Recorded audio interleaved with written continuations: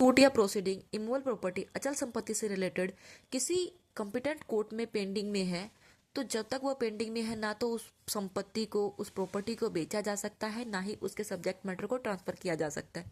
ऐसा दिया गया है section 52 of transfer of property act, जो कि लीज पेंडेंस के बारे में बताता है। लीज पेंडेंस का मतलब होता है सूट जो कि किसी कोर्ट में अंडर कंसिडरेशन हो, एक ऐसा एक्शन जो पेंडिंग में हो किसी कोर्ट में। यह सेक्शन एक लैटिन मैगजीन पे बेस्ड है, अर्थ लाइट पेंडेट निहिल इनोवेटर, मतलब कि अगर कोई लिटिगेशन पेंडिंग में हो तो आप उसके अंदर कुछ नया इंट्रोड्यूस नहीं कर सकते हैं। जो पार्टीज है डिस्प्यूट में, ना तो उस प्रॉपर्टी को बेच सकते हैं, ना ही उसके सब्जेक्ट मैटर को ट्रांसफर कर सकते हैं। अगर ऐसा किया जा रहा है तो जो ट्रांसफरी होगा, जो भी उस सूट या प्रोसीडिंग का जजमेंट आए, तो वो ट्रांसफरी के ऊपर बाइंडिंग होगा। ट्रांसफरी को वो मानना ही पड़ेगा, चाहे उसको नोटिस दिया गया हो या ना दिया हो। ये रूल है लीज पेंडेंस का।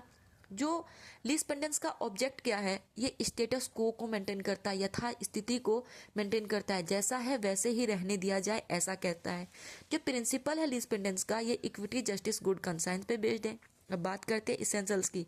तो एक सूट या प्रोसीडिंग पेंडिंग होना चाहिए। जो सूट और प्रोसीडिंग है वो कॉम्पिटेंट कोर्ट में पेंडिंग होना चाहिए, और सूट और प्रोसीडिंग कॉल्यूसिव नहीं होना चाहिए।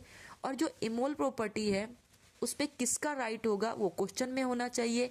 और अगर कोई व्यक्ति उस प्रॉपर्टी का, जो पार्टीज है डिस्प्यूट में, एलिनेशन करते हैं, तो दूसरे व्यक्ति का उस चीज से राइट अफेक्ट होना चाहिए, और उस प्रॉपर्टी को या तो ट्रांसफर किया गया हो, या उसके सब्जेक्ट मैटर को ट्रांसफर किया गया हो, या बेचा गया हो, या कुछ डील किया गया हो।